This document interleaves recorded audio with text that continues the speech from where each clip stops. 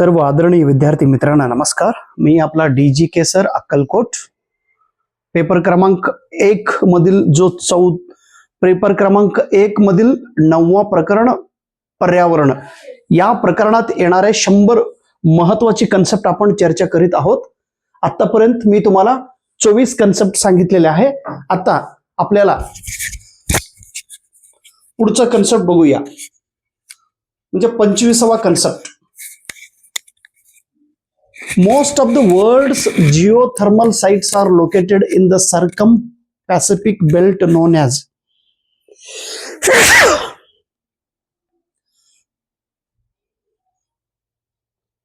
हे जे क्वेश्चन आहे, most of the world geothermal sites are located in the circum-Pacific belt known as ring of fire. Ring of fire. जगाचा जर नकाशा आपण पाहिलो, जगाचा नकाशा, आता जगाचा नकाशा कसा काढायचा?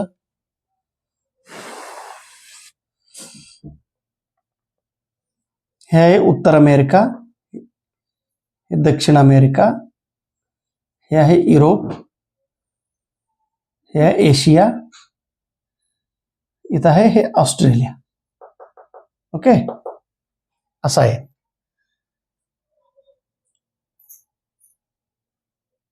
हे उत्तर अमेरिका. मग हे ring of Pacific, ring of fire कुठं येणार आहे? हेच आपण काय करू, हेच नकाशा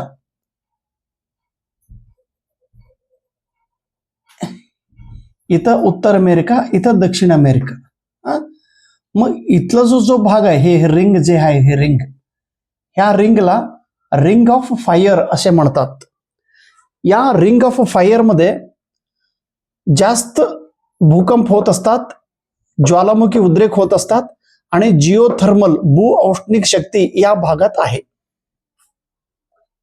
त्याच्यानंतर पुढचं कन्सेप्ट आहे full form of IPCC. IPCC a nodal agency in the context of climate change. IPCC चा फुल फॉर्म विचारतात. आय म्हणजे intergovernmental panel on climate change.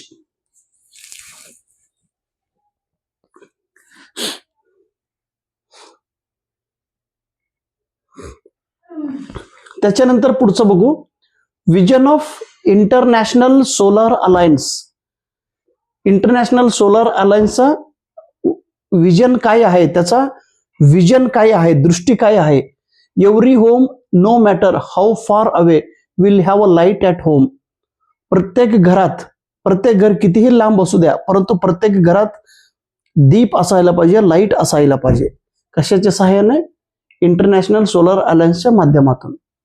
United Nation General Assembly declared 2010 year as an international year of biodiversity.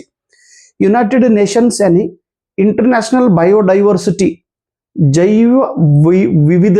जैविक विविधता हा जागतिक संघटना, या संघटनाने आंतरराष्ट्रीय जैव विविधता असे कोणते वर्ष जाहीर केले? 2010 रोजी, 2010 ला इंटरनॅशनल बायोडायव्हर्सिटी इयर म्हणून प्रसिद्ध केले.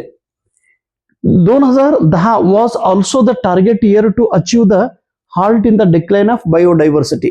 बायोडायव्हर्सिटीचं प्रमाण कमी होऊ नये 2010 पर्यंत असं टार्गेट ठेवून ते काम केलेलं आहे. Correct sequence of steps in risk assessment related to environmental hazard. Environment म्हणजे पर्यावरण, हजार्ड म्हणजे नुकसान, अनाहुत, म्हणजे हजार्ड म्हणजे आपण काय म्हणतो, भरपूर नुकसान होणे.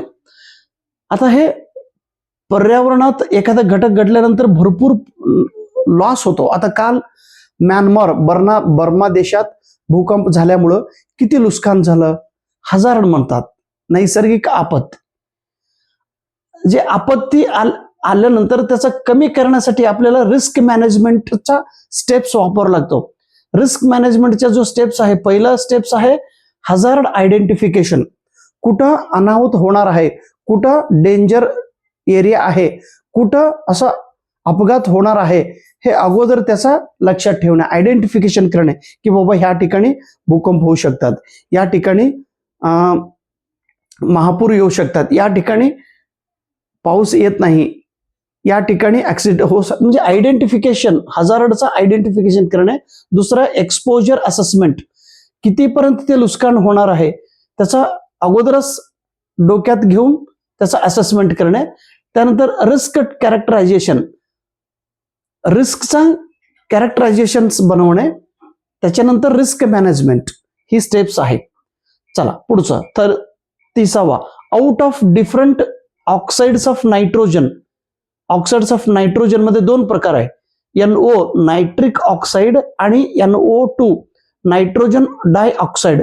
या दोन्ही are considered as air pollutant are known as NOx. Air pollutant कोणाला म्हणतात, म्हणजे हवा प्रदूषण. हवा जो एअर आहे, हे हवा कधी प्रदूषण होणार आहे तर त्या शुद्ध हवेत हे दोन घटक आढळलं, नायट्रिक ऑक्साइड आणि नायट्रोजन डायऑक्साइड जर आलं तर त्या दोघांना एअर पोल्युटंट्स असे म्हणतात. एअर पोल्युशन होण्यासाठी हे दोन घटक कारणीभूत आहेत. आता lichen is used a biological identifier of sulphur dioxide pollution. Sulphur dioxide pollution झालेलं आहे असं कसं ओळखायचं, तर दगडावरती लिचेन पडलेलं असतो. जिथं पाणी आहे तिथं ना त्या पाण्यावरती म्हणजे दगडावरती एक दगडफूल तयार होतो, दगडफूल, लिचेन म्हणतात, पाची, लिचेन. त्याच्या सहाय्याने आपण सल्फर डायऑक्साइड पोल्युशन झाले असं आपण ओळखू शकतो. Thank you so much. नमस्कार. वाह.